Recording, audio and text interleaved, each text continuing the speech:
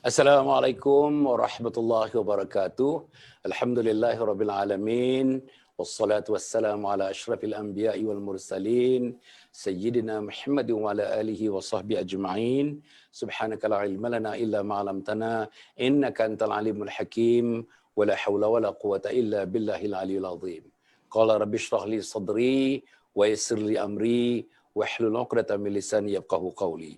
Qala Allah Ta'ala fi kitabil aziz, a'udzu billahi minasyaitonir rajim, rijalul la tulhihim tijaratun wala bai'un an dzikrillah wa iqamis shalah wa ita'iz zakah yakhafuna yawman tataqallabu fihi alqulubu wal absar. Sadaqallahul azim.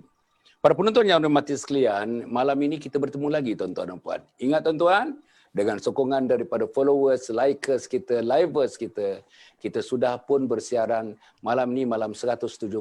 Malam, kalau kiraan daripada staf di office saya, malam ni malam 178. Terus menerus, kita cuti 3 hari Aidilfitri, 3 hari Aidiladha, dan hari satu ada 1 hari, 1 malam kita tidak bersiaran kerana ada masalah teknikal internet dan sebagainya. Selain daripada itu tuan-tuan, kita bersiaran malam demi malam, malam demi malam. Pagi pula, tepat pukul 7 tuan-tuan, tepat pukul 7. 178 pagi tadi kita bersiaran insya-Allah. Seperti kuliah subuh, kuliah duha pun boleh, kuliah subuh pun boleh. Sekitar dalam 40 minit, 45 minit, 7 sampai pukul 7.45. Itu kita cerita mengenai tuan-tuan dan puan, hidup kita terasnya adalah agama. Malam ni kita cerita tuan-tuan dan puan ialah kehidupan kita dalam bentuk yang lebih luas lagi. Daripada dekat diri, daripada dekat keluarga, daripada dekat jiran, masyarakat, negeri, negara, dan fundamentalnya ialah Islam, agama Allah Subhanahu Wa Taala. Jadi tuan-tuan ya, kita maknanya 178 malam, 178 tajuk. 178 tajuk yang kita diraikan dekat 187 penceramah-penceramah daripada universiti, daripada luar universiti, professional, teachers, lecturers, berbagai-bagai. Dan juga tuan-tuan orang-orang biasa kita bawa untuk bersama-sama dengan kita bagi mencurahkan isi hati mereka kepada beberapa isu yang kita bincangkan. Para penonton yang terhormat sekalian, ya, kita ada 3 orang pembicara pada malam ini. Pertama ialah Puan Nur Afidah Abu Bakar, orang baru dalam program kita ni, pertama kali muncul tuan-tuan dan puan. Walaupun begitu, saya namakan dia sebagai pembicara yang pertama. Pembicara yang kedua, profesional muda kita tuan-tuan, anak muda kita. Namanya Farid Zulkarnain, tuan-tuan dan puan. Alhamdulillah, Farid agaknya ini kali yang keempat agaknya muncul dalam program kita. Begitu juga tuan-tuan ya, orang yang banyak menolong program ini. Dialah yang buat summary tuan-tuan. Puan Afidah, tiap-tiap kali program, instant summary dibuat daripada awal hingga akhir. Dan summary itu kalau kita bukukan, sudah ada barangkali lebih daripada 100 summary. Jadi tuan-tuan dan puan, insya-Allah itulah usaha yang dibuat. Itulah dakwah yang dibuat. Itulah daya usaha pemikiran seorang insan, pakar, guru pakar dalam bidang kimia. Tuan-tuan dan puan, nama bunga guru cemerlang, baru balik daripada menghadiri satu seminar, simposium, perhimpunan di Kota Baru, Kelantan, bagi guru-guru yang cemerlang di seluruh Malaysia. Kita ucapkan insya-Allah, dan beliau sedang buat PhD sekarang tuan-tuan dan puan, diharapkan satu masa nanti bergelarlah Dr. Suzy insya-Allah. Tuan-tuan dan puan, saya tidak memanjangkan lagi. Mungkin Puan Afidah sebagai mukadimah saja, 3 atau 4 minit begitu. Cuba mukadimahkan apa yang patutnya kita nak berikan pendahuluan. Kalau tajuknya ialah kerja keras. Kerja keras. Namanya dalam bahasa Inggeris workaholics. Dan kaitannya dengan kesejahteraan keluarga. Sila. Terima kasih Datuk. Bismillahirrahmanirrahim. Rabbi shrah li sadri wa yassir li amri wahlul 'uqdatam min lisani yafqahu qawli. Assalamualaikum warahmatullahi wabarakatuh. Datuk dah bagi timeline 3 hingga 4 minit saja kena time, takut terlebih masa. Okay. Pertama sekali bila saya melihat tajuk ni Datuk bekerja keras atau workaholic, saya bimbang, takut ada yang salah faham Datuk. Sebab nanti orang ingat tak boleh ke kerja keras. Kan? Sebenarnya workaholic ni kan kalau tak silap saya maksudnya lebih lagi daripada bekerja keras. Sebenarnya kita sebagai Muslim, sebagai mukmin, kita perlu bekerja keras. Walau dalam apa saja yang kita kerjakan, kita perlu bekerja keras. Tak boleh sambil lewa. Tak boleh mengambil ringan pekerjaan kita. Tetapi yang menjadi masalah apabila kita menjadi obses dengan pekerjaan kita. Itulah bagi saya, betul. itulah yang definisi workaholic ni, apabila seorang tu bekerja sehingga lebih daripada masa yang sepatutnya dia bekerja. Dia jadi obses dengan pekerjaan dia sehingga mengabaikan banyak perkara di sekitar dia. Dan dalam perbincangan kita hari ni, fokus kita pada keluarga. Dia terlampau obses sehingga kan keluarga berantakan mungkin, ataupun sehingga anak keciciran, tidak tahu bagaimana pembesaran anak, bagaimana pendidikan anak, bagaimana perkembangan anak, langsung tidak diketahui, diambil tahu, dan bagaimana perasaan isteri atau suami, dan bagaimana adakah keperluan suami atau isteri ditunaikan, semuanya tidak diambil tahu semata-mata kerana obsesinya kepada pekerjaan. Itulah workaholic yang kita hendak bincang ini, betul Datuk ya? Ya betul. Okay. Setelah saya ada buat sikit kajian tentang workaholic ni, betul ke dia meninggalkan kesan pada keluarga? Memang menurut satu jurnal Journal of Family Therapy, memang daripada kajian ni terbukti bahawa mereka yang workaholic ni akan memudaratkan keluarga dan meninggalkan kesan yang negatif pada keluarga, terutamanya apabila mempunyai anak-anak remaja dan anak muda dalam keluarga. Anak kecil dia belum terasa bila sampai usia remaja, sampai usia dewasa, anak ni akan mempunyai nilai diri yang lebih rendah. Ini menurut kajian ni dan mempunyai jiwa yang tertekan kerana selama-lama ini dia tidak mendapat perhatian dari segi emosi daripada ayah atau ibu yang workaholic. Ini berdasarkan kajian ni Datuk ini memang terbukti kalau kita workaholic ni, ia belum tentu lagi dapat membahagiakan keluarga kita. Mungkin dari segi material kita ada segala-galanya dalam dunia ni sebab kita kerja keras, kita naik pangkat cepat, gaji pun banyak, gaji pun tinggi. Tapi dari segi emosi, keperluan emosi dan keperluan lain dalam keluarga mungkin terabai disebabkan oleh obsesi kita dengan pekerjaan kita tu Datuk. Allah, terima kasih. Terima kasih, cantik, sangat cantik tuan-tuan dan puan Kurang daripada 4 minit sebagaimana yang dijangkakan. Tapi sudah cover semuanya. Dia sudah di awal-awal memberitahu tuan-tuan, dia punya parameternya ialah kita bukan menghentam kerja kuat. Kita bukan kita sinis kepada orang bekerja kuat. Tapi saudara-saudara, bekerja kuat dengan ada limit-limitnya. Kita nak orang kerja kuat. Bukan saja kerja kuat. Kerja kuat berkualiti, kerja kuat produktif, kerja kuat efisien, kerja kuat berbagai-bagai lagi terminologi moden kepada soal-soal pekerjaan. Tetapi pada masa yang sama, disebut oleh Puan Ambar Nur Rafidah tadi, jangan abaikan keluarga. Sebab kita nak kaitkan dengan keluarga ni. Jangan abaikan isteri, jangan abaikan anak-anak. Terutama, kata Puan Afidah tadi, anak remaja yang memerlukan perhatian ibu bapa supaya mereka berkembang menjadi insan yang baik. Bukan begitu Puan Afidah? Betul. Alhamdulillah. Saya nak pergi sekarang kepada profesional muda kita, Saudara Farid. Saudara Farid ni orang Sabah tuan-tuan. Sekarang sudah banyak tinggal di Kuala Lumpur, berkahwin dengan orang Kuala Lumpur dan sebagainya. Alhamdulillah belajar tuan-tuan dan puan. Ini boleh katakan kalau dia menghabiskan sampai PhD, ini pakar hadis lah tuan-tuan pakar Quran dan pakar hadis lah. InsyaAllah kita doa lah. Kita doa tuan-tuan dan puan, dia berjaya. Anak muda tuan-tuan, anak muda dalam persekitaran, dia cerita kepada ini sebenarnya macam anak angkat kepada saya. Dia cerita saya macam mana persekitarannya, macam mana dia boleh ubah persekitaran itu, bukan saja mengubah dirinya, bahkan mengubah kaum keluarganya tuan-tuan. Inilah satu benda yang patut dilakukan oleh pemuda-pemuda remaja yang lain insya-Allah. Okey, pada Farid ada satu hadis yang ringkas bunyinya, khairul umuri awsatuha. Yang baik itu ialah yang pertengahan. Kerja yang baik itu ialah kerja yang pertengahan. Masa yang kita tumpukan yang baik itu ialah masa yang pertengahan. Yang seperti secara tidak langsung dikendaki oleh Puan Afidah tadi. Maknanya, by all means you can work hard. By all means you can secure financial kind of gains. Dan tuan-tuan boleh naik pangkat disebut tadi, boleh dapatkan kepercayaan, boleh tuan-tuan mendapatkan followers yang ramai dan sebagainya, dan keyakinan masyarakat kepada kita. Tetapi pada masa yang sama, awas, hubaya-hubaya. Jangan tinggalkan keluarga. Dan apapun dalam konteks masa, dalam konteks pekerjaan yang kita tumpukan di pejabat, dalam konteks kita memberikan seluruh perhatian kita, eloklah kita berbekalkan kepada khairul umuri awsatuha. Yang baik itu ialah yang pertengahan. Sila, Farid. Baik. Bismillahirrahmanirrahim. Assalamualaikum warahmatullahi wabarakatuh. Terima kasih kepada yang berbahagia Datuk yang saya kasihi. Baik, kita terus kepada poin yang pertama tadi.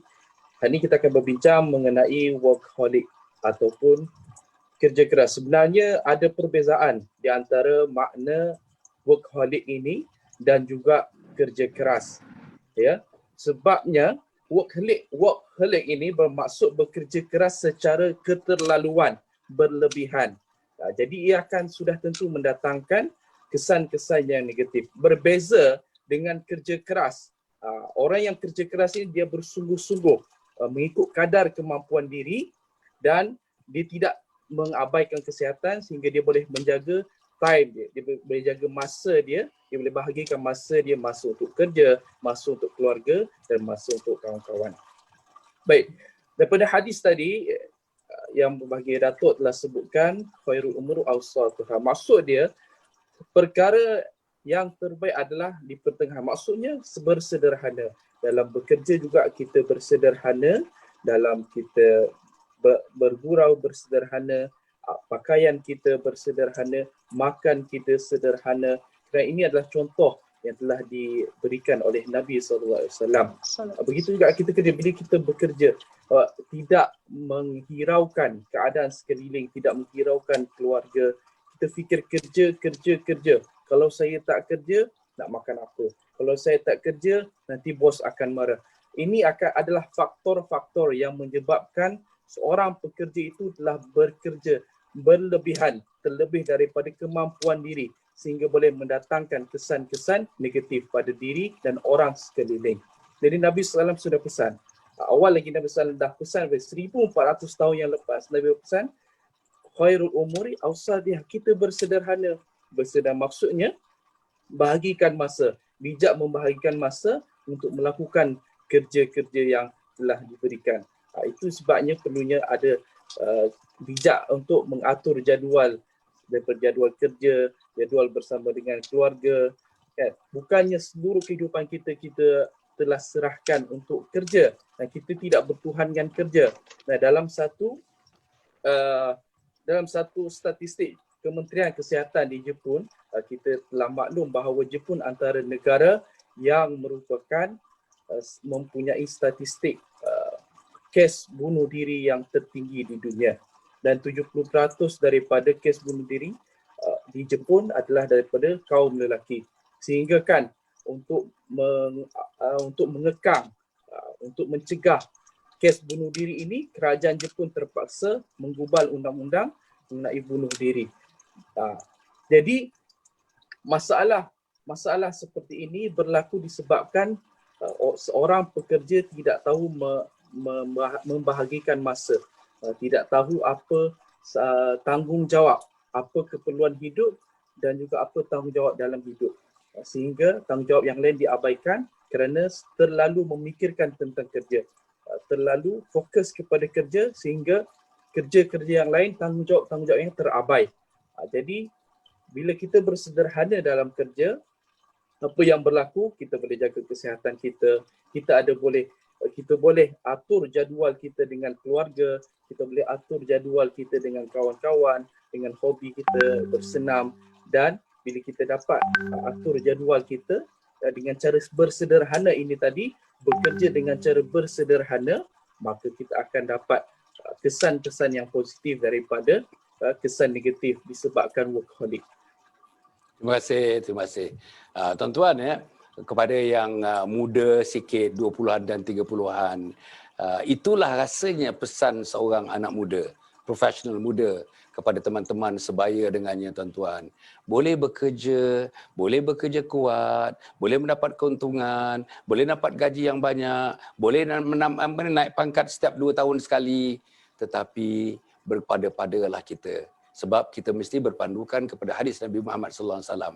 Hadis ini tuan-tuan dan puan nombor 2 daripada Quran. Quran itu merupakan wahyu, hadis ini pun adalah cabang-cabang daripada wahyu itu yang diturunkan ke Nabi Muhammad sallallahu alaihi wasallam. Jadi khairul umuri awsatuha, maknanya lakukanlah sesuatu itu di peringkat pertengahan, artinya sederhana. Kita ni ummatan wasata, kita ni umat sederhana, umat yang dapat membezakan yang buruk dan yang baik melalui pembedanya namanya Al-Furqan. Al-Furqan itulah salah satu nama daripada Al-Quran. Al-Furqan pembeda, the good and the evil, pembedanya ialah Al-Quran. Saya nak pergi kepada Cikgu Suzy. Cikgu ya, saya nak bacakan dekat sini cikgu ya. Ada 6 tapi saya nak ulas dan minta cikgu ulas 1 saja. Dia katanya orang-orang yang workaholic ini sign dia, tanda dia. Pertama, you are the first to arrive in the office and the last to leave. Nombor 2, you work through lunch hour. Tak kisah lunch hour pun kerja juga. Orang semua pergi makan, orang semua pergi kantin, dia duduk bekerja di tempat ofisnya, di mejanya, di kerusinya. Kemudian tu, you don't have any real hobbies. Hobi-hobi ni memancing tak ada kepada dia, bowling tak ada, golf tak ada. Ya. Hobi dia kerja. Hobi dia mendapat maklumat. Hobi dia buat marketing. Hobi dia buat bisnes.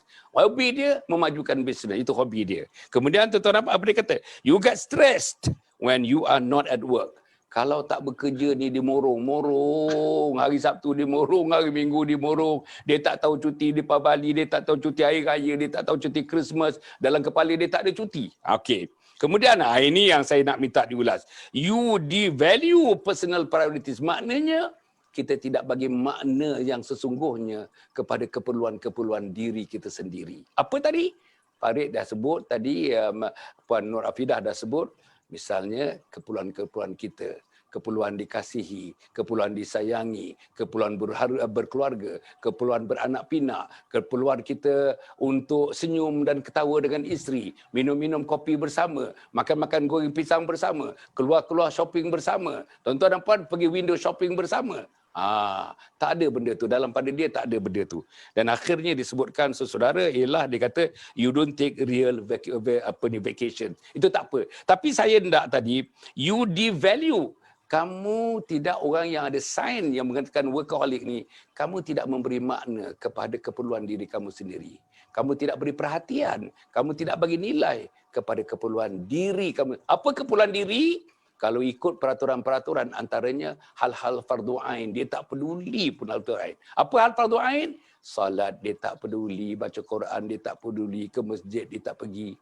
Boleh tak cikgu ulas sikit apa yang disebutkan ini? Sila cikgu. Okey, Assalamualaikum warahmatullahi wabarakatuh semua. Okey, masih Datuk. Okey. Kalau orang tengok saya pun Datuk sebelum ni ahli panel, mereka kata saya ni pun workaholic. Dia panggil workaholic. Dari perspektif manusia workaholic, tetapi dekat sini kita kena kaitkan dengan balik pada asal agama kita. Ada 2 cara macam Ustaz Farid cakap tadi. Kenapa Jepun kadar bunuh diri dia tinggi, stres dia tinggi? Ini disebabkan mereka terlalu kerja, obses dengan kerja. Mereka tak ada masa untuk yang lain. Bila seseorang tu workaholic, bermaksud dia ada hala tuju. Hala tuju matlamat dia keduniaan semata-mata.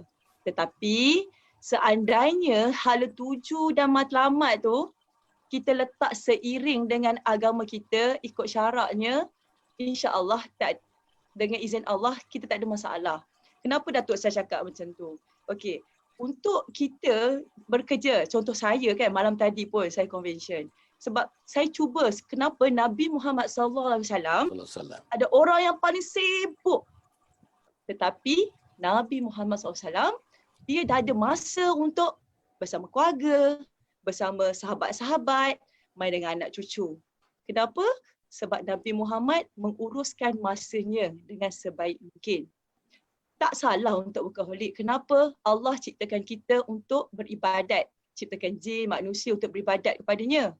Kan? Allah suruh kita bekerja keras dekat dunia. Seperti dalam surah Al-Jumu'ah dia kata bertebaranlah cari rezeki. Dalam surah Al-Baqarah kata buatlah kebaikan. Kebaikan tu mungkin dengan ibadah kerja kita ni kita dapat kerja ibadah sebagai saham kita untuk akhirat. Persepsi workaholic itu dalam perspektif saya cari keberkatan. keberkatan. Kita bekerja itu untuk mendapatkan keberkatan rezeki, untuk cari redha Allah, kerana apa? Rezeki yang kita dapat itu nak berikan kepada keluarga. Dan kita tahu kan, kalau kita ambil sumber-sumber yang syubhah, benda yang tumbuh tu, dia akan membesar dan neraka tempat dia. So di sini saya nak tekankan ada 5 yang telah saya buat dengan izin Allah. Saya pun share apa yang saya buat, tapi saya bukanlah orang yang afdal lah untuk kongsi ke Ustaz, tapi tips yang saya nak ada 5, dipanggil 5K. 5K untuk kita, kalau orang kata workaholic tu, tidak salah dan ambil masa untuk kita bersama Allah SWT. Cari sesibuk mana pun kita, cari masa kita dengan Allah. Tak kisahlah cara ilmu, hadiri kuliah-kuliah dan sebagainya. Kenapa kita ni kena paksa diri kita? Bukan workaholic dunia sahaja, tapi kita bersama. Okay, ada 5 tips yang saya nak kaitkan. Walaupun kita kerja keras, niat yang pertama kerana Allah SWT. K pertama kerana Allah SWT. K yang kedua, kita cari keberkatan hidup. Keberkatan hidup daripada mana? Sumber rezeki kita, keberkatan hidup untuk mencari redha Allah. K yang ketiga, bila kita dah kerja keras, kita kena fahamkan keluarga kita. Sebab kata Ustaz Farid, kesederhanaan dalam hadis Nabi. So, fahamkan. Contohnya, Mama nak pergi Kelantan minggu ni. Kita cakap dengan anak balik, kita rasionalkan dia balik. So, itu kita fahamkan keadaan dia. Yang keempat, kita buat kasih sayang dan kejutan.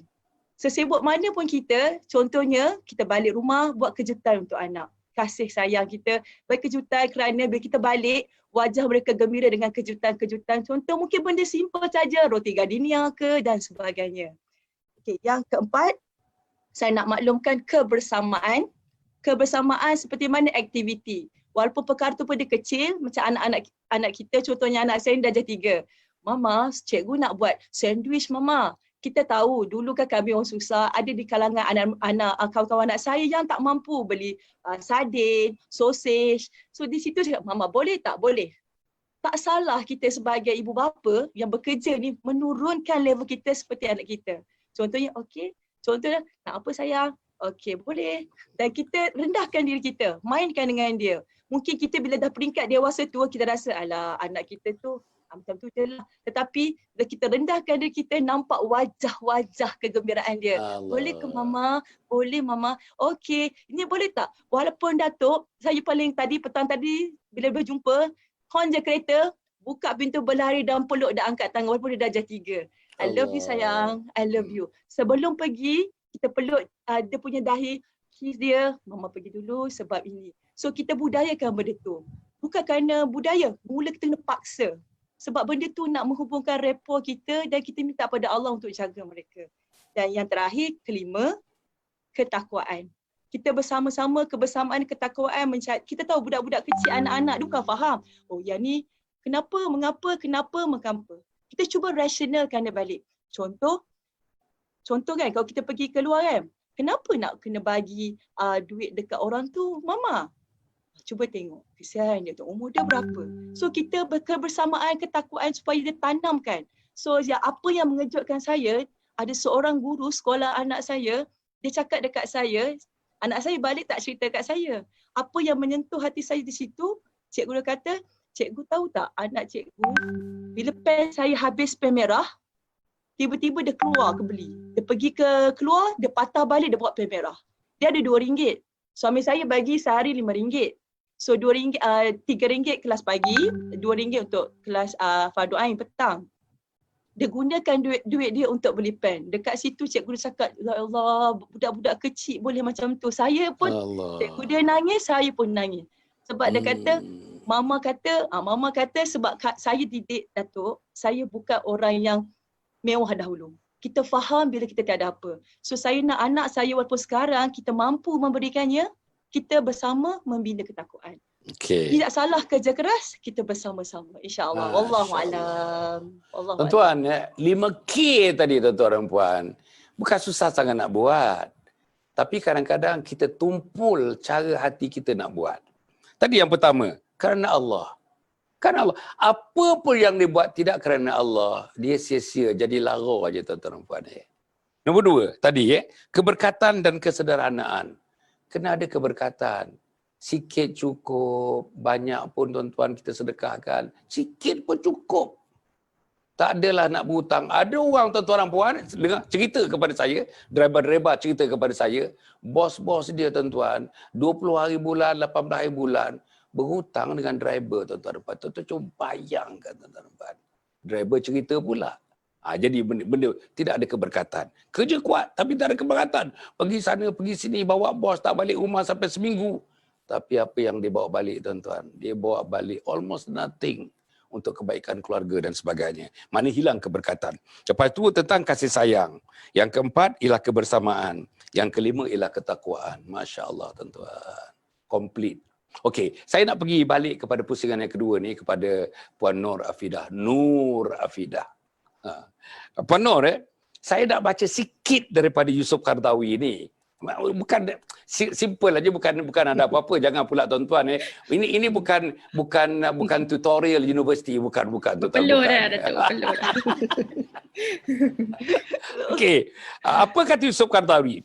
Dr. Yusuf Qaradawi mengatakan tiada pendorong dan penggerak yang lebih kuat pengaruhnya dalam usaha meningkatkan prestasi kerja dan produktiviti pengeluaran selain daripada iman.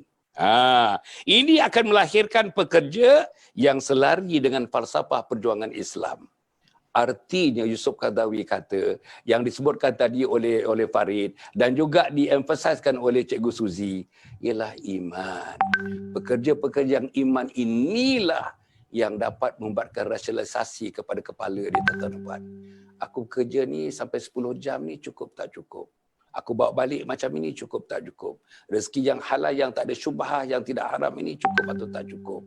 Dengan isteri aku tersenyum, aku meraihkan isteri aku dengan senyum, cukup tak cukup? Dengan anak aku yang menerpa aku ke pintu bila aku masuk rumah, balik daripada kerja, seronok tak seronok? Jadi tentang keimanan, Yusuf Qaradawi kata, apa pun the very basis of whatever little thing that you do is iman kepada Allah Subhanahu Wa Taala. Sila Puan Nur Afidah. Ya, saya. Sebenarnya saya tertarik dengan 5K tadi kan yang Cikgu Suzy sebut tadi. Sebenarnya dia ada kaitan juga. Yang pertama tu kerana Allah apabila kita melakukan sesuatu berasaskan keimanan kita melakukan sesuatu kerana Allah. Jadi kalau kita melakukan satu kerana Allah yang menjadi satu ibadah, betul ya Datuk pekerjaan kita itu. Jadi dalam hidup kita banyak benda yang kita lakukan, jikalau kita lakukan kerana Allah, ia menjadi satu ibadah. Begitu juga apabila kita menyantuni keluarga kita. Bila kita menyantuni keluarga kita, menyantuni isteri kita, suami kita, anak-anak kita kerana Allah, kita menjadi ibu bapa kerana Allah, maka itu menjadi satu ibadah dalam kehidupan kita. Jadi betul, jikalau kita lihat dalam konteks kekeluargaan itu sendiri, jikalau kita bekerja keras untuk keluarga kita, kita hendak menyediakan kemudahan dan juga keperluan keluarga kita kerana Allah, itu menjadi satu ibadah yang menjadi pendorong untuk kita bekerja keras. Bukan workaholic Datuk bekerja betul, keras betul. Bekerja keras mengikut keupayaan kita seperti kata Ustaz Farid tadi kan, mengikut keupayaan kita, mengikut limitasi yang ada sebaik mungkin kerana Allah untuk keluarga kita supaya kita menyediakan kemudahan dan juga keperluan mereka. Tetapi kita juga harus ingat bahawa keperluan keluarga, keperluan isteri, keperluan anak-anak bukan sahaja dari segi material. Seperti skrip drama yang selalu kita dengar Datuk ayah ni dah bekerja keras nak menyediakan segala kemewahan buat kamu, apa lagi yang kamu nak? Biasa kan bagi anak yang berontak ni kan Datuk kan? Betul. Biasa dah skrip drama macam tu. Saya ingat ni Puan Afidah ni dia pelakon rasanya Puan Afidah ni. Sila Puan Afidah, sila. Kan kita biasa dengan skrip gitu kan. Ayah ni kerja keras balik malam kan. Sampai tak ada cuti, tak ada rehat sebab nak sediakan kemewahan untuk kamu. Kenapa kamu perangai macam ni? Sebenarnya kan Datuk kan, kita jangan salah faham. Kita kerja keras, keperluan anak, keperluan isteri, keperluan keluarga bukan hanya makanan, pakaian dan tempat tinggal sahaja. Itu keperluan yang sangat asas. Ada 5 peringkat atau tangga keperluan seorang manusia. InsyaAllah. Saya suka cakap dari segi anak-anak. Itu hanya basic saja. Jadi kalau pemahaman kita tentang bekerja keras ataupun sehingga menjadi workaholic ni hanya untuk memberikan kemewahan, maka tanggapan ataupun perspektif kita adalah salah dan harus diperbaharui ataupun diperbaiki. Kita harus semak sendiri apakah sebenarnya kita bekerja keras ni untuk apa sebenarnya? Apa yang kita nak berikan? Anak-anak tidak mahu itu saja.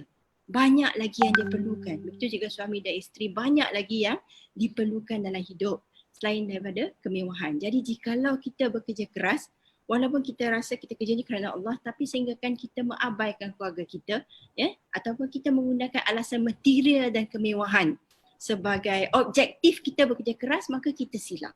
Ya, kita silap. Mungkin apabila kita mula sedar, kita lihat isteri pun sudah ke mana ataupun suami pun sudah ke mana, ya, anak-anak juga sudah sukar untuk digapai, sudah hanyut, sudah menjadi layang-layang yang terputus tali kerana tak ada orang yang mengemudikannya. Dan orang itu adalah kita yang kita salah faham. Kita sangka kita bekerja ni dengan apa? Untuk kebaikan keluarga, tapi sebenarnya kita silap kerana kita sangkakan kerja keras kita hanya untuk kemewahan. Itu tidak seharusnya berlaku, Datuk. Kita harus faham konsep keperluan keluarga itu apa sebenarnya. Itu yang seharusnya kita faham terlebih dahulu. Okey, Masya Allah. Keperluan. Hujung yang disebut oleh Penafi tadi, keperluan. Yang boleh mendefinisikan di peringkat diri, tuan-tuan sajalah. Apa keperluan? Dan boleh mempedansikan peringkat keluarga, tuan-tuan sebagai ayah, sebagai suami, tuan-tuanlah. Puan-puan sebagai isteri, puan-puanlah yang merupakan Deputy Prime Minister, Deputy President di rumah itu. Dan juga tentang keperluan yang juga disebutkan tadi, keperluan untuk kita menyantuni di luar daripada keluarga kita. Ini saya nak pergi pada saudara Farid ni. Di luar daripada kejiranan dan sebagainya. Setengah-setengahnya kerana kerja kuat. Orang sebelah, dia dah hidup dengan orang sebelah ni 9 tahun dah. Ini real tuan-tuan. Tanya orang sebelah tu berapa anak, dia tak tahu, tuan-tuan. Can you imagine? Tak tahu dia. Orang tu asal daripada mana, tak tahu dia. Maknanya dia tidak komunikasi dengan orang itu. Tak ada dalam dictionary, dalam apa ni, dia punya dalam kepala dia, dictionary ni ataupun dalam kamus dia, tak ada kamus dalam kepala dia. Ada jiran yang perlu diraikan. Ada jiran yang perlu berkomunikasi. Ada jiran yang perlu ditegur. Ada jiran yang perlu dimesra. Sebab, tuan-tuan dan puan, kadang-kadang jiran itu lebih prihatin daripada anak-anak keluarga sendiri, tuan-tuan dan puan. Ini dia. Jadi saya nak pergi kepada, berdasarkan keperluan daripada Puan Afidah tadi, saya nak panjangkan sikit kepada saudara Farid ni. Apa dia? Tuan-tuan, dalam surah Al-Anbiya, ayat yang ke-107. Ini ja'ilun fil ardi khalifah. Allah nak jadikan manusia, insan macam kita ni, tuan-tuan, bukan sebagai postman. Minta maaf saya sebut aja. Bukan sebagai askar, bukan sebagai polis, bukan sebagai pegawai pendidikan, bukan sebagai guru, bukan sebagai PTD, bukan sebagai konsultan, bukan sebagai pakar runding. Allah nak jadikan saudara beyond all of that. Apa dia? Inni ja'ilun fil ardi khalifah. Kita adalah khalifah di permukaan bumi. Apa tugas khalifah? Bukan hanya mentadbir keluarga, bukan mentadbir diri. Dia apa? Mentadbir alam sejagatnya. Dengan menggunakan prinsip-prinsip pentadbiran, disiplin Allah Subhanahu Wa Taala untuk menentukan seluruh sumber alam ini ditadbir untuk kita mengabdikan diri kepada Allah Subhanahu Wa Taala. Tapi kalau kita kecilkan diri kita ni, kita dengan kerja rumah, can you ever imagine if Rasulullah and para sahabat have got the same opinion macam kita, tak dapat Islam kita, tuan-tuan. Kita menyembah pokok entah mana, tuan-tuan dan puan. Tak sampai Islam kepada kita dengan tidak diberjuangnya Nabi dan para sahabat dan seluruh pendakwa-pendakwa. Yang itu yang kita tinggalkan, Farid. Yang itu kita tinggalkan. Dakwah kita tinggalkan. Masjid kita tinggalkan. Surau kita tinggalkan. Hal-hal mengenai hablum minallah, hablum minan nas kita tinggalkan. Macam mana Cik Farid dalam kehidupan kita yang sebegini? Kerana kerja ni selalu alcoholic, kerja. Tadi you gunakan perkataan, I like that word, I like that phrase. Apa dia? Mempertuhankan kerja, tuan-tuan. Mempertuhankan tugas dan tanggungjawab kita. Sila Farid. Baik. Terima kasih Datuk. Baik, kita pergi kepada pusingan yang kedua. Sebagai satu orang hamba, dia ada satu tanggungjawab. Dan sebagai satu orang ayah, dia ada satu tanggungjawab. Sebagai pekerja, dia ada tanggungjawab. Guru saya pernah memberi nasihat bahawa kita ini perlu membahagikan masa kepada 3 bahagian. Yang pertama, kita kena 1/3 daripada masa kita untuk pekerjaan, 1/3 daripada masa kita untuk keluarga, dan 1/3 daripada masa kita untuk agama. Orang yang workaholic ini, dia tidak akan bagi masa sepenuhnya untuk keluarga dan untuk agama. Dia akan bagi masa dia sepenuhnya untuk kerja. Kerja. Tidak ada lain dalam hidup dia melainkan kerja. Sehingga kan kalau mungkin kita tanya siapa Tuhan dia, jika dia satu orang workaholic yang betul-betul holic, yang betul-betul ketagih kerja ni, dia cakap kerja itulah Tuhan aku. Sebab apa? 5 waktu dia tinggalkan. Dakwah dia tinggalkan. Masjid dia tinggalkan. Bila mana dia tinggalkan perintah-perintah Allah Subhanahu Wa Taala, maka jadilah kerja itu sebagai Tuhan dia. Tapi orang yang jadikan Allah itu sebagai Tuhan dia, dia akan uruskan kerja dia mengikut serasi dengan kehendak Allah Subhanahu Wa Taala. Waktu kerja, waktu solat kena solat, waktu bersama family kita kena luangkan masa bersama family. Seorang ayah ini tanggungjawab dia sangat besar, kan? Kalau kita sebagai ayah, tanggungjawab dia sangat besar. Bukan sahaja mendidik anak-anak, bahkan mendidik isteri juga. Kita kena didik isteri. Bila masa kita nak didik isteri kita, nak didik anak-anak, nak ajar Quran, ajar mereka tentang solat. Kalau kita tidak buat perkara ini, siapa kita nak harapkan? Jadi, berdasarkan pengalaman saya, Datuk, saya ni alhamdulillah Allah beri saya kelebihan untuk berdamping dengan orang-orang yang saya boleh kata sebagai VIP, tetapi kebanyakan mereka ini, mereka sendiri telah meluahkan perasaan mereka. 20 tahun bekerja, 30 tahun bekerja, tak sedar-sedar umur sudah pun menjangkau 60 tahun. Melihat kepada anak-anak, ramai lagi yang tak solat, anak-anak masih tak tutup aurat, anak-anak masih tak kenal Allah, masih tak kenal Al-Quran. Adakah ini kejayaan pekerjaan, kejayaan sebagai satu orang sebagai workaholic yang kita maafkan? Kerana dunia kita akan tinggalkan, pekerjaan kita akan tinggalkan, suami kita tinggalkan, isteri kita tinggalkan, anak-anak semua kita tinggalkan. Apa yang kita bawa? Amal kita. Jadi kalau kita usahakan kerja selama 50 tahun tanpa hiraukan perintah Allah SWT, apalah artinya duit berjuta-juta dalam bank kalau kita tidak dapat bawa ke kubur, tidak dapat membantu kita jawab soalan-soalan kubur, kan? Tidak dapat membantu mendidik anak-anak kita. Duit banyak sebenarnya. Dan satu orang wahid ni dia pasti ada matlamat dia. Apa matlamat dia? Sudah tentu matlamat keduniaan tanpa menghiraukan matlamat akhirat dia.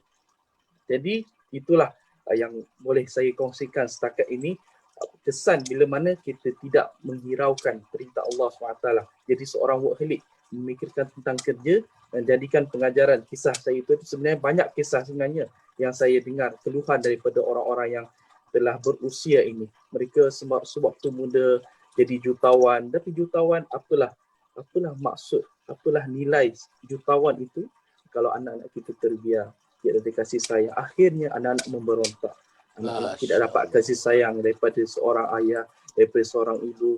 Mereka lari daripada rumah nak kasih sayang daripada awet mereka. Nah, ini jadi apa? Jadi lagi fitnah, jadi pada zina. Inilah kita kena fikirkan, bukan fikir untuk poket saja, tapi fikir untuk macam mana anak-anak kita kasih sayang. Sebab tajuk kita hari ini workaholic dan kesan kepada keluarga. Jadi kita fokus kepada keluarga. Terima kasih. Terima kasih tuan, cantik tuan-tuan. Tengoklah anak muda ni tuan-tuan ni. Cantik. Apa yang disebutkan tuan-tuan dan puan ya. Maknanya kita amalkan dalam mudah saja. 1/3 di tempat kerja, 1/3 ditumpukan kepada keluarga, termasuk rehat kita, termasuk tidur kita, dan 1/3 untuk agama tuan-tuan dan puan ni. Untuk agama, orang tak boleh baca Quran tuan-tuan. Berapa orang yang boleh baca Quran? Berapa orang yang boleh baca Quran bertajwid? Berapa orang tuan-tuan dan puan? Berapa orang yang baca Fatihahnya umur dah 72 tahun macam saya ni? Fatihahnya dalam bacaannya sekadar diterima oleh Allah Subhanahu Wa Taala. Kalau selalu saya sebut, kalau alhamdulillahirabbil alamin, saya rasa tak diterima bacaan itu tuan-tuan. Fatihah ni rukun. Kalau rukun syarat sah sembahyang tidak betul, maka sembahyang itu pun tidak diterima.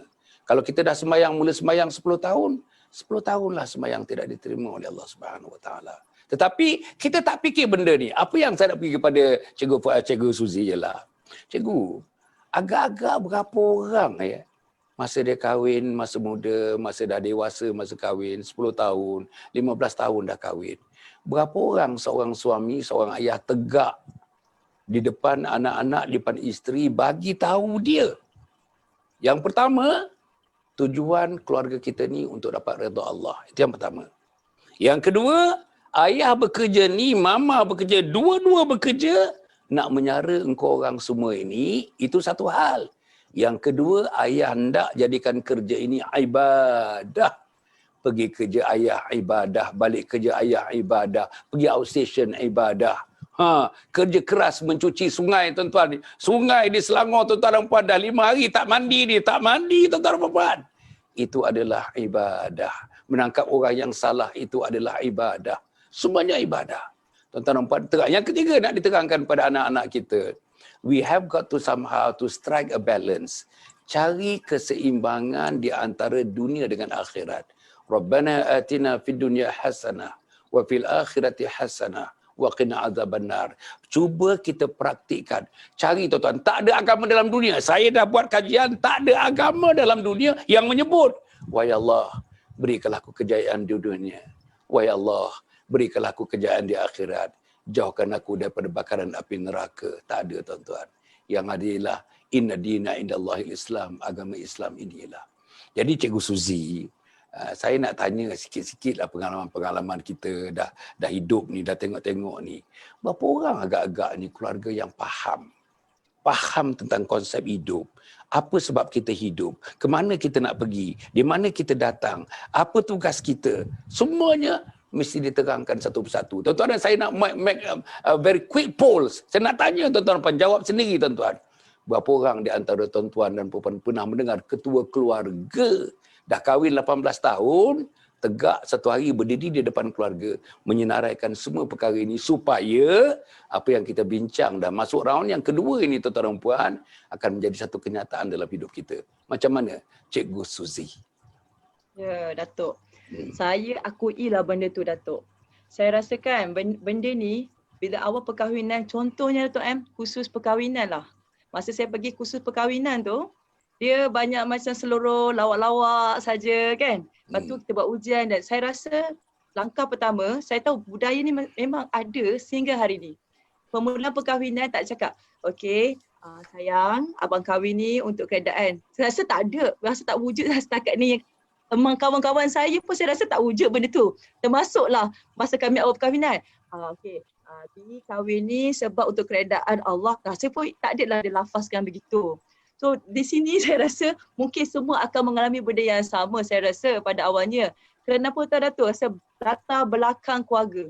Latar belakang keluarga, budaya, bagaimana dibesarkan, cara didikan mereka. Tetapi bila kita dah meningkat dewasa, lama-lama tu kita berusaha dan kita mencari. Betul Datuk, kita kena paksa. Macam saya pun Datuk, kalau Datuk tanya kenapa saya, maaf lah, rasa macam gila lah. Kawan-kawan saya kata kenapa gila dengan Datuk Hassan Ali, dia kata. Saya bukan gila. Sebab dalam setiap kuliah tu bila kita mencari, kita memaksa diri Datuk. Saya akui memang kita paksa. Bila kita paksa sampai satu hari dia rasa macam seronok. Bila seronok tu rasa macam kalau tak ni, macam tak ada ilmu tu rasa lain macam tu lah. So begitu juga saya rasa kepada orang luar sana, pasangan yang muda ni saya cadangkan untuk khusus perkahwinan nanti terapkan benda-benda ni. Okay. Sebab bila jangan cerita tentang nanti dah kahwin, ini, mandi wajib, benda yang sangat biasa. Kalau boleh terapkan benda-benda ni dan ceritakan juga keburukan apa yang akan berlaku secara realiti. Sebab sekarang ni bila seronok sahaja diutamakan, keseronokan, kegembiraan, dia tak nampak the reality. Itu sebabnya akan berlaku perbeza budaya. Kalau ini ke arah agama, yang ini tak agama, akan berlaku kepincangan. Saya akui akan berlaku kepincangan. Macam titik persamaan tu tak ada. Dan efek dan kesan kepada anak. Sebab ada student saya luar.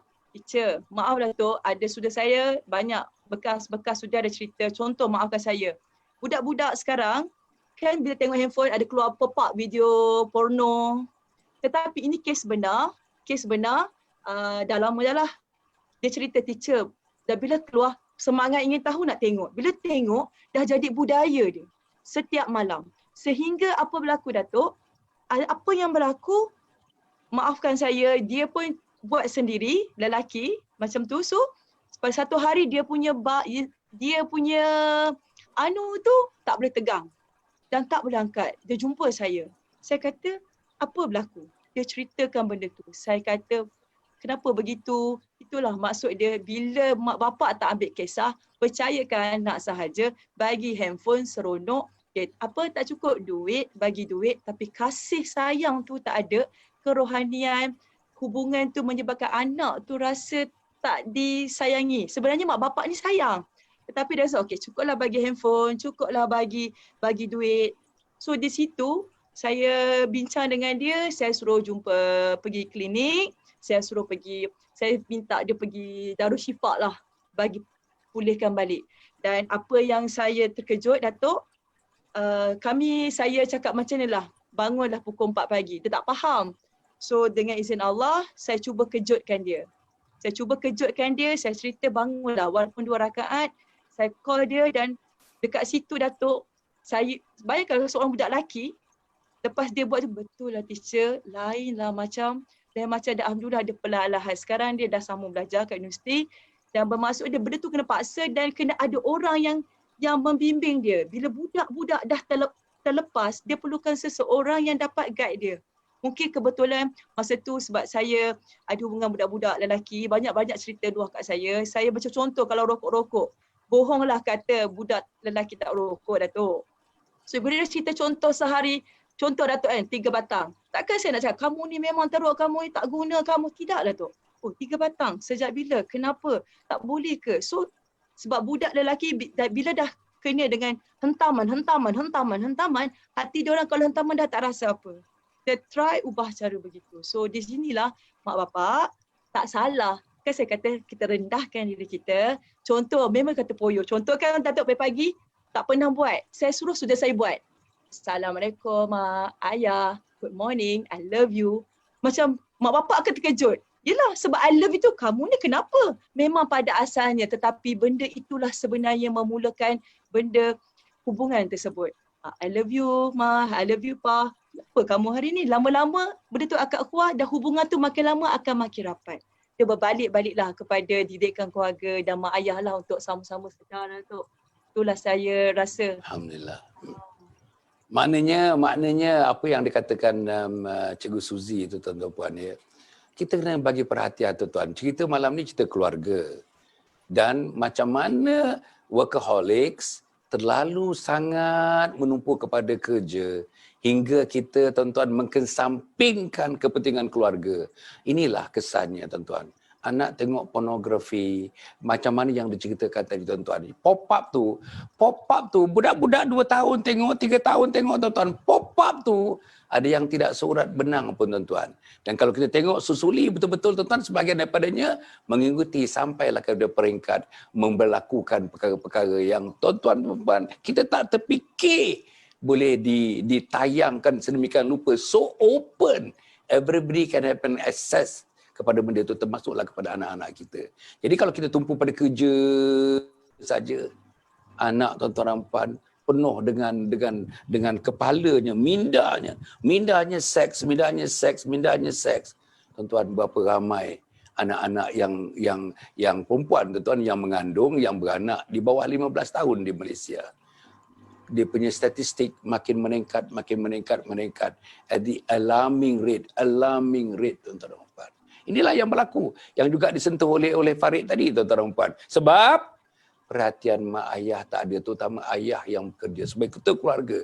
Ar-rijalu qawwamun 'alan nisa. Dia rijal, dialah ketua kepada orang perempuan, kepada isterinya, dia ketua.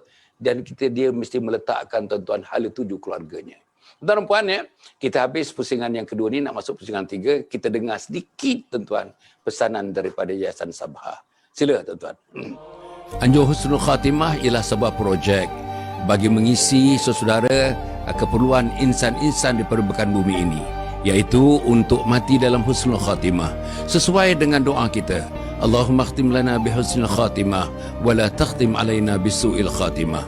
InsyaAllah sebuah projek, sebuah kampus, sebuah kompleks yang dinamakan Anjur Husnul Khatimah yang akan didirikan tidak berapa lama lagi, dan insya-Allah akan memberikan khidmat yang terbaik kepada seluruh umat Islam untuk hidup dalam.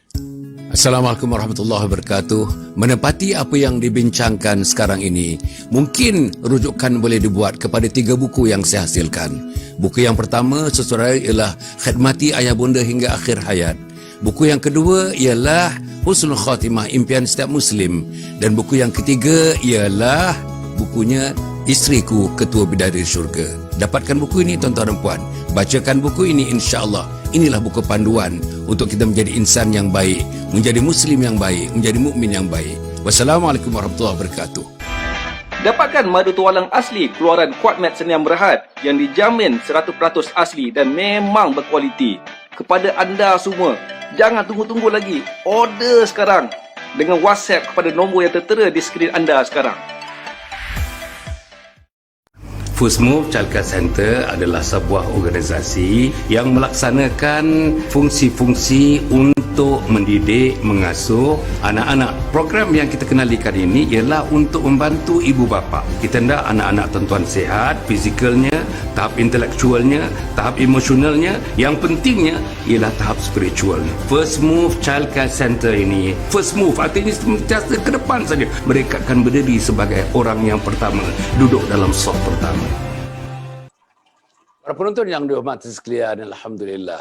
Saya nak pergi balik kepada Puan Nur Afidah yang banyak melibatkan diri dalam perunding kepada keluarga, perunding kepada kanak-kanak. Saya dapat nombor dan juga diperkenalkan oleh anak saya, tuan-tuan, yang menghadiri satu program tentang bagaimana caranya kita nak menguruskan soal gadget yang diminati, yang memang menjadi, tuan-tuan dan puan, satu benda yang tidak boleh tidak ada kepada anak-anak kita. How to handle gadget, how to manage gadget ini dari segi kesukaan anak-anak kita. Jadi saya telefon terus Puan Afidah. Alhamdulillah tuan-tuan, inilah semangat orang-orang dakwah ni tuan-tuan. Dia sebut aja tengok dari Allah. Dia, saya di Penang ni doktor, Penang. Oh, tak perlu hadir. Saya kata tak perlu hadir. Daripada rumah boleh, daripada tempat tidur boleh, daripada mana pun boleh, insya-Allah. So dia pun setuju tuan-tuan. Allah, seronok saya tuan-tuan. Sangat saya seronok. Jadi apa Puan Afidah yang saya nak sebutkan ialah tentang hal kita berbincang mengenai workaholics ni dan juga kesejahteraan keluarga ni. Apa yang kita nak sebut, yang macam Farid sebut, macam Puan Suzy sebut tadi tuan-tuan, ialah kita hendak selepas ini betul-betul ada line pembeda dan betul-betul ada line yang meletakkan the point of kesederhanaan itu. Kalau tidak tuan-tuan, kalau kesannya sangat mendalam, tuan-tuan, anak-anak yang mula-mula isap gam, tuan-tuan, hidup gam itu, kemudian bergerak kepada segala-galanya, tuan-tuan, segala-galanya yang mungkar itu, dadah itu, tuan-tuan puan, seorang aja anak kita dadah, tuan-tuan, seluruh keluarga, 6 orang anak, mak bapak, hidup dalam keadaan yang tidak normal, tuan-tuan. Ada kisahnya, tuan-tuan, anak-anak yang dadah ni jual segala benda yang ada metal, ada unsur besi, tuan-tuan, periuk dijual, tuan-tuan, periuk maknya dijual. Masya Allah. Basikal ayahnya direlaikan, dia ambil besi, tuan, dia pergi jualnya. Tuan-tuan bayangkan hinanya, bayangkan malu yang tak dapat ditanggung oleh keluarga itu, tuan-tuan. Dan keluarga itu, tuan-tuan, minta maaf saya sebut, keluarga itu ialah keluarga yang terkenal, keluarga yang dihormati oleh masyarakat. Macam mana tercalit satu titik hitam dalam keluarga itu, tuan-tuan. Ini disebabkan antaranya kerana memburu dunia, tak habis-habisnya. Ayahnya pun dah berumur 69 masuk 70 tahun, tuan. Masih buru dunia aja. Inilah yang berlaku. Anaknya ada 6 orang, saya tak sebut, tuan-tuan. Anak yang kedua, yang ketiga pun kebetulan 1, 2, 3 laki-laki pun dah ikut jalur-jalur itu, tuan-tuan dan puan-puan. Bayang, tuan-tuan, kesian. Isterinya dulu pergi mengaji, sekarang dah tak pergi mengaji. Malu nak pergi surau, malu nak pergi masjid, malu nak pergi jumpa ustaz. Inilah yang berlaku. Inilah bahananya kerana kita tidak dapat memperseimbangkan antara rumah tangga, kerjaan rumah tangga dengan kerja kita, dengan profession kita, dengan kita punya yang tak habis habis obses tadi. Too obsessed kepada benda yang tuan-tuan dan puan yang kita pun tak tahu di mana hujungnya. Sila Puan Hafidah. Okay, terima kasih Datuk. Sebenarnya saya ada banyak kisah yang boleh diceritakan tentang anak-anak kepada ibu bapa yang workaholic ni, yang sehingga kan mengabaikan keluarga. Mungkin ibu bapa ni tak nampak kesannya sebab yang dia lihat apa yang dibuat ni untuk kebaikan keluarga. Dan sebenarnya kesan tu hanya dirasai oleh anak-anak dan suami atau isteri. Satu kisah yang saya ingat sehingga sekarang yang diceritakan oleh seorang ibu yang berusia 30 tahun. Dia menceritakan ketika dia kecil dahulu, ketika bersekolah rendah. Dia ni seorang pelajar cemerlang ketika sekolah rendah. Setiap tahun mendapat anugerah di sekolah. Tapi katanya tahu tak, setiap tahun apabila dia mendapat anugerah pada hari penyampaian anugerah ni, ibu dan ayah dia tidak hadir. Kerana terlampau sibuk untuk bekerja. Jadi dia kata bayangkan dia naik atas pentas tu tanpa disaksikan oleh ayah dan ibu dia. Jadi bayangkan dia turun dengan trofi ni, dengan trofi kejayaan ini berjalan pulang ke rumah tanpa diiringi oleh ayah dan ibu dia. Saya mendengar, saya sedih. Kerana ada ibu bapa yang terlampau sibuk bekerja begini sehingga kan momen-momen kejayaan anak, momen-momen yang menjadi kegembiraan anak ini diabaikan ataupun dipandang, dipinggirkan oleh ibu bapa itu sendiri dan dianggap tidak penting bagi ibu bapa kerana yang dipentingkan adalah pekerjaan mereka yang mereka seperti yang Ustaz Farid kata tadi, seperti bertuhankan pekerjaan sehingga kan anak-anak ini merasa tidak bernilai dan merasa tidak penting. Bagaimanapun anak ini membesar menjadi seorang yang sangat berjaya kerana dia kata dia mempunyai daya usaha sendiri. Dia nak berjaya, dia nak bergaul dengan orang baik-baik. Walaupun ibu bapa dia mengabaikan dia sehingga begitu sekali, tapi dia mempunyai keazaman yang kuat dalam diri. Tidak semua anak-anak begini ya Datuk, betul tak? Ya, ada anak apabila dia diabaikan begini, dia rasa tidak bernilai, dia akan mencari orang yang menghargai dia. Dan malang sekali jikalau orang yang menghargai dia adalah orang-orang yang akan menjerumuskan dia ke dalam kancah yang tidak sihat dan tidak elok. Itulah yang banyak berlaku sekarang ni. Okay? Jadi apabila pengabaian oleh ibu bapa kerana terlampau sibuk, inilah yang menyebabkan anak-anak ini mencari sumber ataupun orang-orang lain yang dapat memberikan ataupun menyebabkan mereka rasa dihargai. Ya, itulah apa yang akan berlaku jika ibu bapa terlampau sibuk. Banyak lagi sebenarnya kisah Datuk Ada juga anak yang cerita ayah dia terlampau sibuk dan mereka orang yang berada. Tetapi setiap kali dia ada masalah, dia nak menceritakan kepada seseorang, orang akan cakap, alah engkau ni manja sangat lah, engkau apa lagi engkau nak lah hidup kau ni, kau dah senang. Kan takkan orang senang pun ada masalah, aku ni lain lah. Jadi dia rasa macam dia ni tak ada nilai dalam masyarakat. Semua orang ada masalah, dia ada masalah. Tapi bila dia berada dalam status ekonomi yang tinggi begitu, orang menganggap bahawa dia ni tidak harusnya dipedulikan. Jadi apabila dia merasa terpinggir, sekali lagi dia mencari orang yang ingin mendengar dan dia akan mungkin terjerumus atau terjumpa orang-orang yang akan menjerumuskan dia ke dalam kancah yang tidak sihat.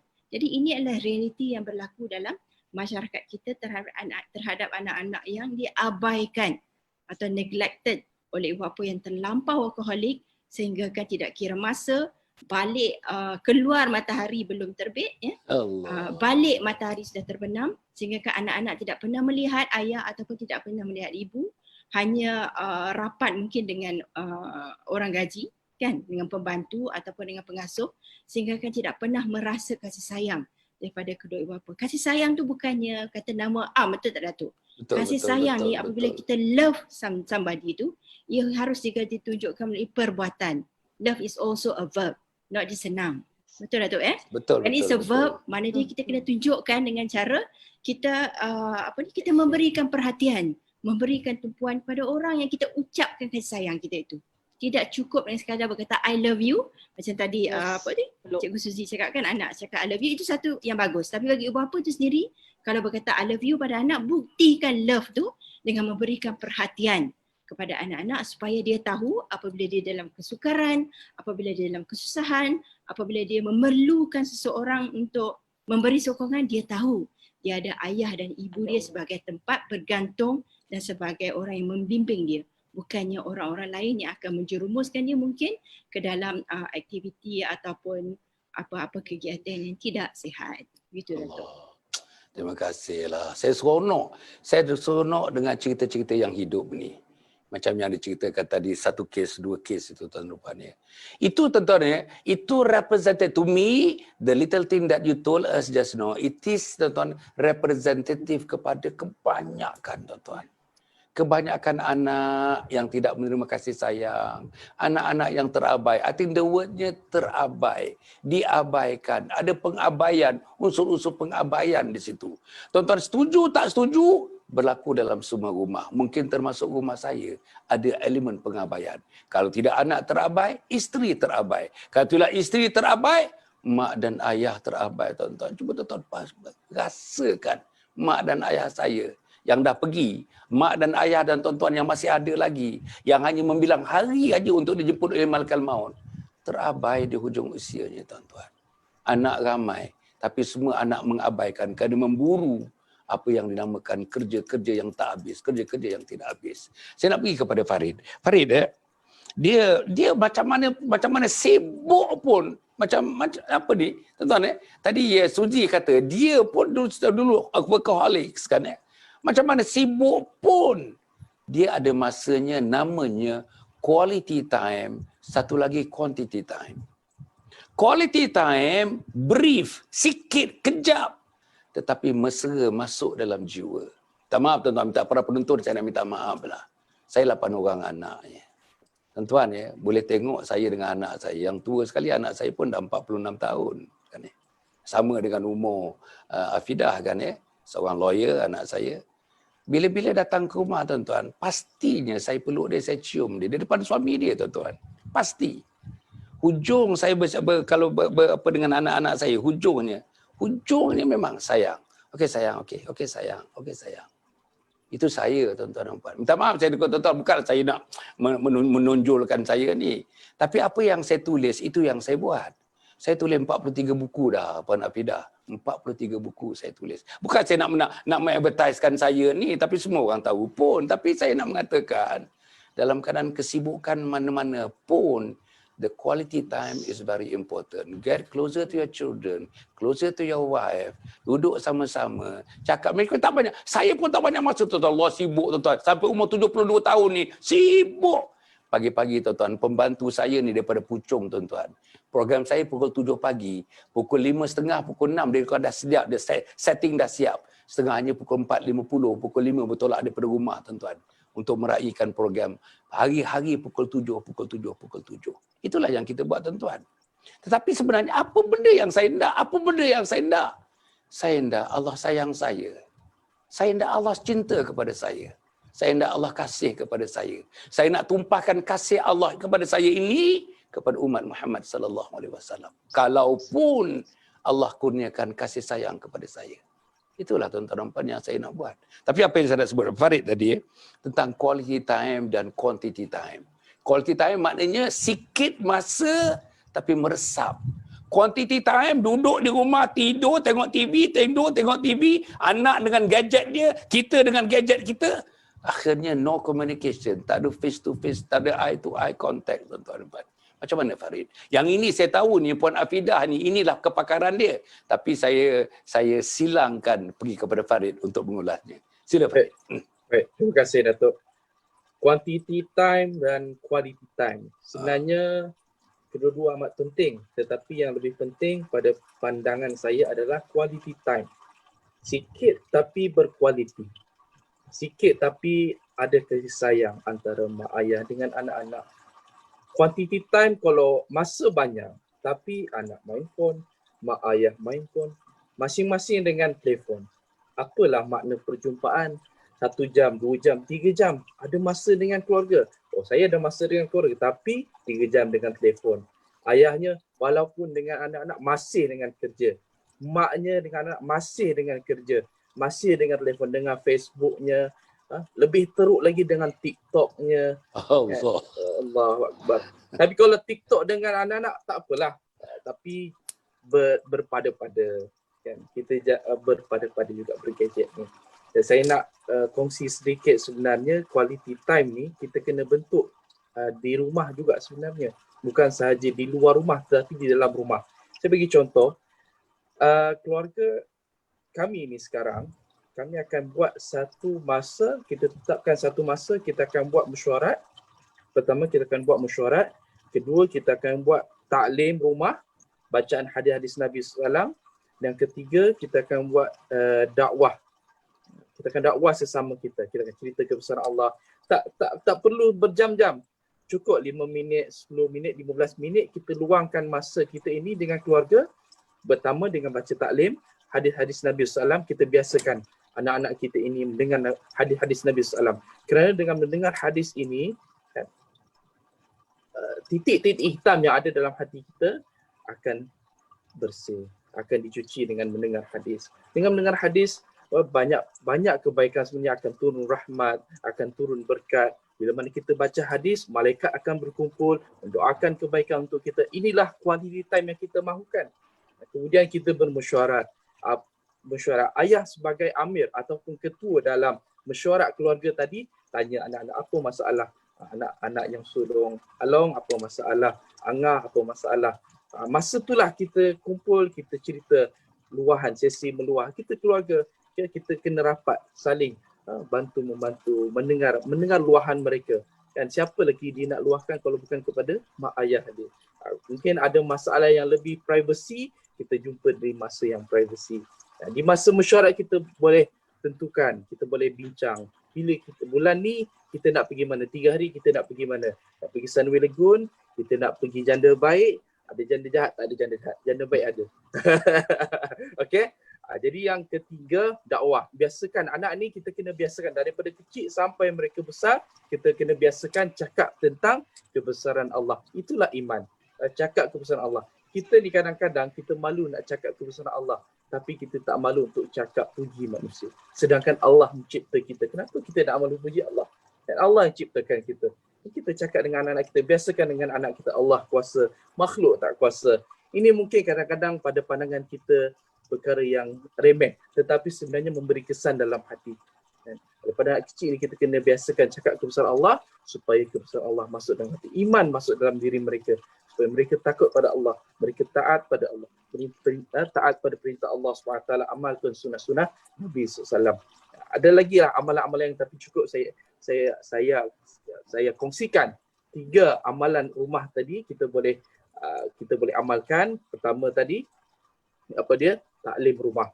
Baca hadis Nabi, mungkin apa-apa kitab hadis, mutakhir hadis ataupun fadilah amal. Yang kedua, kita kena buat mesyuarat. Mesyuarat ni sangat penting. Kalau tak mampu setiap hari, mungkin setiap minggu sekali ada mesyuarat keluarga. Yang ketiga, kita kena buat cakap dakwah kebesaran Allah SWT. Dalam keluarga saya pun setakat ini, kita akan buat rehlah family trip. Setiap 2 bulan sekali kita akan keluar pergi cari tempat 3 hari. Dan kita tahu, ini saya pesan saya kepada mak ayah yang berkecimpung dengan pekerjaan, workaholic. Kita janganlah nak bangga dengan title kita sebagai satu orang entrepreneur, macam tu bahasa Inggeris entrepreneur. Kita bangga dengan ada orang yang bermewah, tidak salah bermewah, tetapi janganlah sehingga mengabaikan keluarga. Belum terlambat, ubah sekarang. InsyaAllah Allah akan beri hidayah untuk kita. Kepada anak-anak yang tidak dapat belayan, bersabar, berdoa kepada Allah SWT. Itu tanggungjawab kita sebagai anak. Kita jangan berusaha dengan mak ayah kita.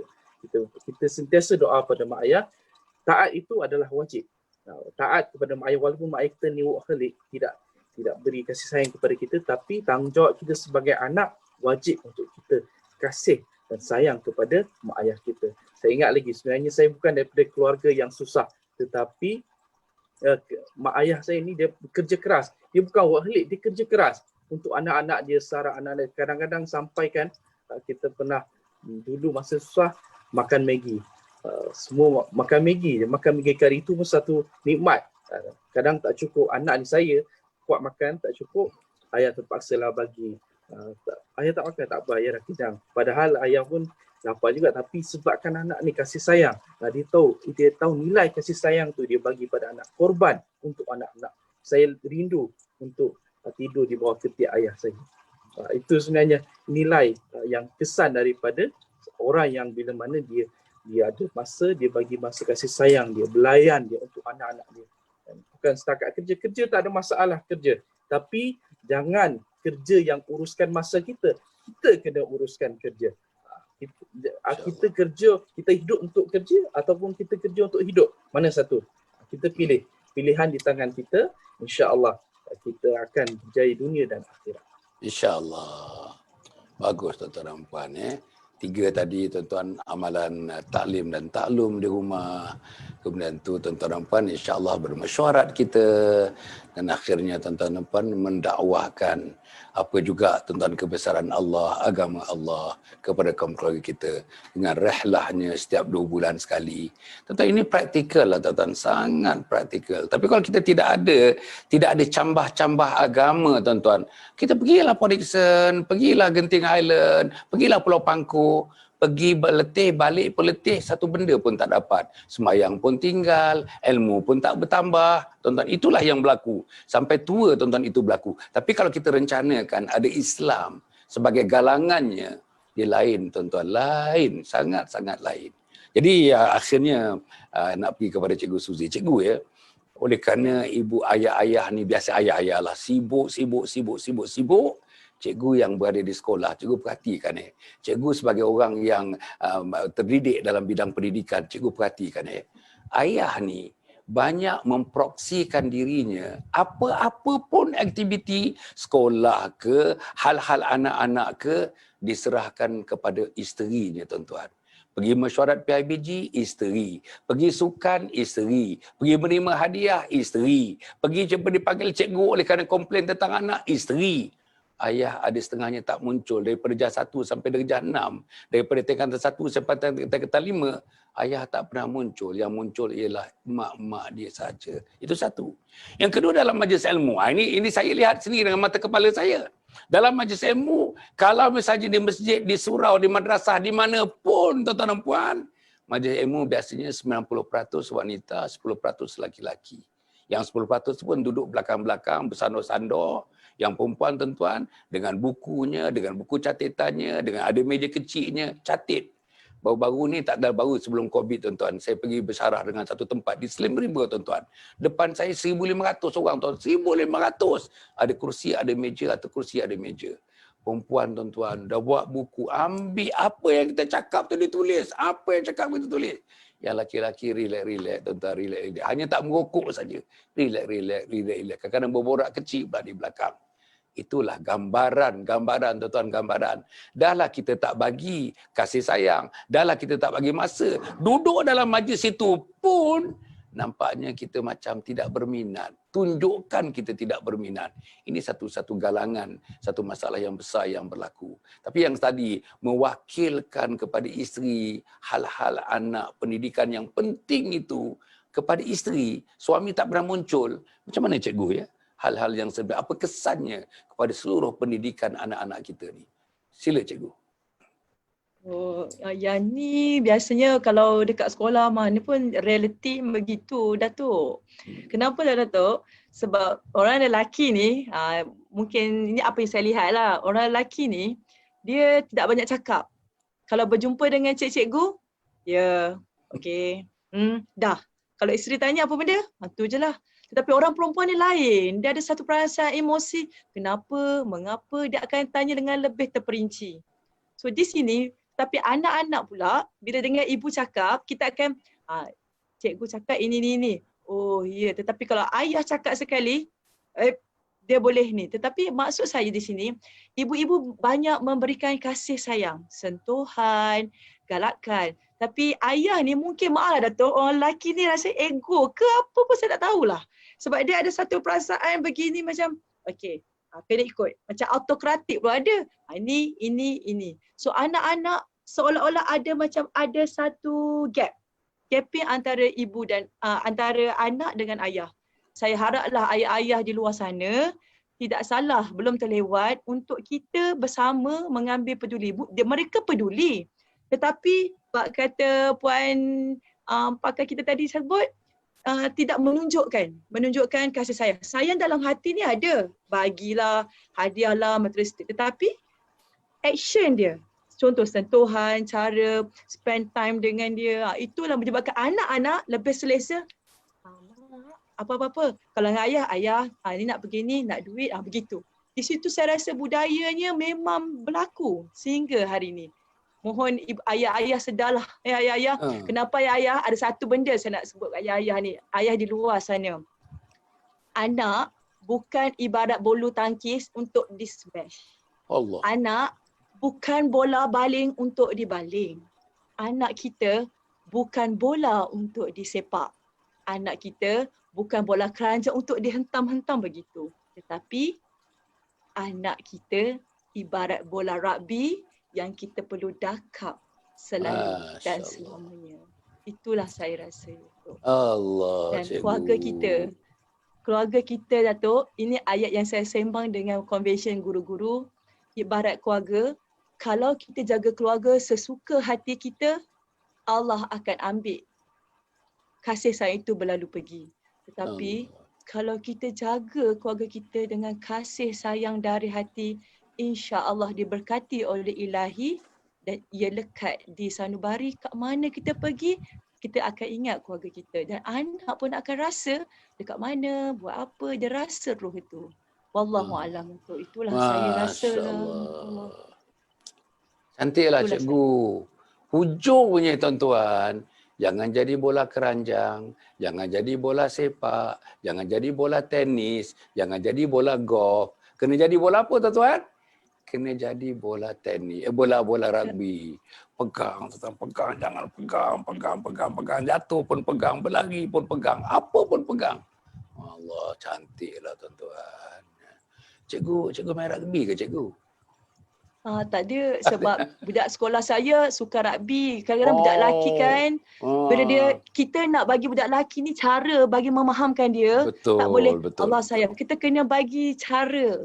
Baru dia terfikirlah begitu. Wallahu a'lam. Semua izin Allah. Dalam masa 30 saat begitu, saya nak minta Puan Nur Afidah, boleh tak bagi sikit conclusion dalam 30 saat? Apa yang patutnya kita pegang dalam perbincangan kita ini untuk dibawa balik, dibawa tidur pada malam ni. Sila Puan Afidah. Okay, conclusion yang sangat ringkas ya Datuk Ya, sila. Saya tertarik dengan satu quote yang saya terjumpa bila membuat bacaan tentang topik ni. Tapi quote ni dalam bahasa Inggeris tapi saya terjemahkan ya. Katanya, apabila kita berkahwin dengan pekerjaan kita, akan sukar untuk kita melayari perkahwinan kita sesama manusia. Masya Allah. Jadi kalau kita workaholic, maknanya kita berkahwin, kita berakad berkahwin dengan pekerjaan kita, sehingga kan kita dah tidak boleh lagi melayari perkahwinan dengan manusia dengan sebaiknya. Kerana fokus kita dan tumpuan kita sudah lari. Allah. Jadi untuk kita berkata tidak kepada pekerjaan yang melampaui batas tu, maka kita perlu berkata ya pada keluarga kita. Hanya dengan cara itu dapat mengawal diri kita dan untuk membantu kita meletakkan limitasi kita pada pekerjaan yang kita lakukan. Jadi untuk berkata tidak kepada workaholic, kita perlu berkata ya pada keluarga kita. Itu panduan untuk kita mengubah cara kita selama ini jikalau kita seorang workaholic, insya-Allah. Tidak kepada workaholic yang terlalu obses dan iya kepada keluarga. Masya-Allah tuan-tuan. That tuan-tuan dan puan would conclude semua sekali perbincangan kita pada malam ni. Apa pun tuan-tuan dan puan ya, ada 2-3 perkara yang saya nak berikan pengumuman. Pertama sekali tuan-tuan dan puan, insya-Allah program kita terus berjalan. Pagi-pagi besok pukul 7 tuan-tuan. Pukul 7 Titisan Embun Pagi, saya akan bersama dengan tuan-tuan dan puan besok 179 pagi. 179 pagi. Dan malam besok tuan-tuan, malam besok 9.15. Sekali lagi 9.15 tuan-tuan dan puan. Kita bertemu lagi dalam tajuk yang lain dengan ahli-ahli panel yang lain pada malam besok. Nombor 2. Nombor 2 tuan-tuan dan puan, terutamanya kepada yang baru, kepada puan Puan Afidah, inilah yang kita nak buat ni Puan Afidah. Inilah dia. Tengok gambaran dia yang kita nak buat ni. Ini dia. Inilah dia insya-Allah ya. Nama dia Komplek Anjung Husnul Khatimah yang kita nak bangunkan di Batu 15 Sungai Semungkis Ulu Langat. Dibangunkan cara wakaf, cara zakat, cara infak, cara sedekah, cara fidyah, amal jariah dan fi sabilillah. Apa yang kita nak buat? Kita nak mengadakan program pendidikan hujung usia mati dalam husnul khatimah, dan satu lagi ada 4 modul yang mak dan ayah 5 modul. Tiap modul 3 hari 2 malam, 3 hari 2 malam residential. 3 hari 2 malam residential. Kemudian tu modul untuk anak-anak, untuk menjadikan anak-anak yang soleh, anak yang solehah. Anak yang akan mengkhidmati kita sebagai ibu dan ayah. Waktu sihat dia khidmati, waktu sakit dia khidmati, waktu kita nazak sakratul maut akan dikhidmati oleh anak-anak dengan penuh kasih sayang dan kemesraan. Kemudian waktu kita dicabut nyawa kita dan terbujur menjadi jenazah, kita dikhidmati terus oleh anak-anak dengan penuh kasih sayang. Yang memandikan jenazah anak-anak, yang mengkafankan anak-anak, yang mengimamkan sarmain jenazah pun anak-anak kita itulah yang afdalnya. Yang meletakkan jenazah kita ke liang lahat anak-anak, yang mentalkinkan anak-anak, yang mendoakan anak-anak, dan yang menjaga harta tinggalan kita, duit-duit simpanan kita, tidak satu sen pun akan dibelanjakan di jalan yang tidak diredai oleh Allah. Supaya yang pergi damai, yang tinggal pun aman, tuan-tuan dan puan. Inilah tuan-tuan yang tak ada dibuat dalam dunia.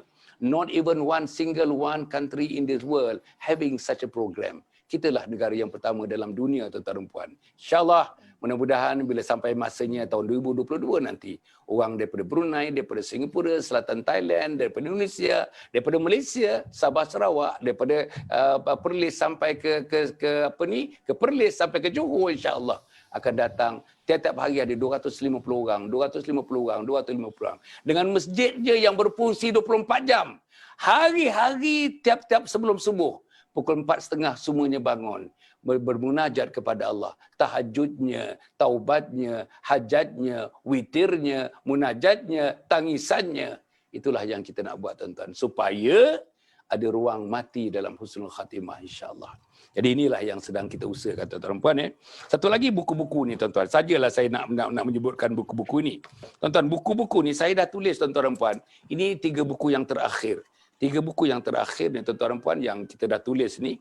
Saya nak sebutkan saja kepada tuan-tuan dan puan-puan. Dalam di skrin pun tuan-tuan akan nampak 3 serangkai buku ini. Ini, tuan-tuan, buku yang ke-41 ni. Ini buku yang ke-41, namanya Pendidikan Khidmati Ayah Bonda Hingga Akhir Hayat, yang saya tulis. Dan ini buku yang ke-42, tuan-tuan. Namanya Husnul Khatimah, Impian Setiap Muslim. Husnul Khatimah, Impian Setiap Muslim. Dan ini buku ni baru dalam 3 bulan umurnya, tuan-tuan dan puan.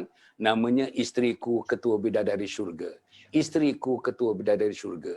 Jadi buku ini ditulis, kita cetak, kita edar, dan tuan-tuan, hasil daripadanya setelah ditolak dengan kos dan sebagainya, dipersembahkan, disumbangkan kepada Komplek Anjung Husnul Khatimah. Jadi tuan-tuan dan puan, insya-Allah mudah-mudahan Allah memberikan kekuatan kepada kita, kekuatan tuan-tuan dan puan. Jangan lupa tuan-tuan dan puan, insya-Allah terus bersama dengan kita. Bantulah tuan-tuan. Dan siapa-siapa yang tuan-tuan fikir, tuan-tuan nak bersama dengan kita, nak menjadi ahli panel, jangan malu-malu, jangan segan-segan, tuan-tuan. Call saya, tuan-tuan. Inilah sumbangan kita, tuan-tuan. Tak ada lagi sumbangan. Tuan-tuan nak sumbangan macam mana? Ruangan yang Allah beri, internet ni, kita gunakan, puan, kita gunakan internet ini secara yang paling konstruktif, dan kita gunakan untuk melambungkan, memertabatkan, memuliakan, meletakkan agama Allah ke mercunya. Inilah caranya, tuan-tuan dan puan, insya-Allah. Jadi mudah-mudahan Allah memberikan kekuatan kepada kita. Doakan tuan. Jangan lupa tuan-tuan, besok pagi dah poster pun dah keluar. Posternya pun dah keluar, dan malam besok, tuan-tuan dan puan, malam besok poster akan keluar besok, tuan-tuan. Sebelum pukul 1 besok posternya akan keluar. Siapa ahli panelnya, apa tajuknya, macam mana perbincangannya, posternya akan keluar besok. Tapi untuk subuh besok pukul 7 posternya sudah pun keluar. Edarkan, tuan-tuan. Like and share, like and share. Saya harap, tuan-tuan, this is the little thing we can do as part of the chain of dakwah. Like and share, like and share. Dan tolong tagkan kawan kita tuan-tuan menggunakan kolom yang ada dalam komen-komen itu. Tag seramai-ramainya, tag seramai-ramainya. Supaya tuan-tuan makin ramai, makin barakah. Makin ramai malaikat meraihkan kita. Makin ramai, makin suburlah proses keimanan yang kita jana sekarang ini tuan-tuan dan puan. Terima kasih kepada yang berbahagia Puan Nur Afidah. Nur Afidah. Kemudian itu yang kedua, terima kasih kepada saudara Farid Zulkarnain. Yang ketiga kepada Cikgu Suzy yang saya rasa tuan-tuan tiga malam ni. Yang pertama sekali tuan-tuan stick kepada 4-5 minit. Jadi kita dapat pergi kepada tiga pusingan dengan sempurna oleh kerana masing-masing dapat masa. Disiplin masa sangat baik dalam perbincangan kita pada malam ini tuan-tuan.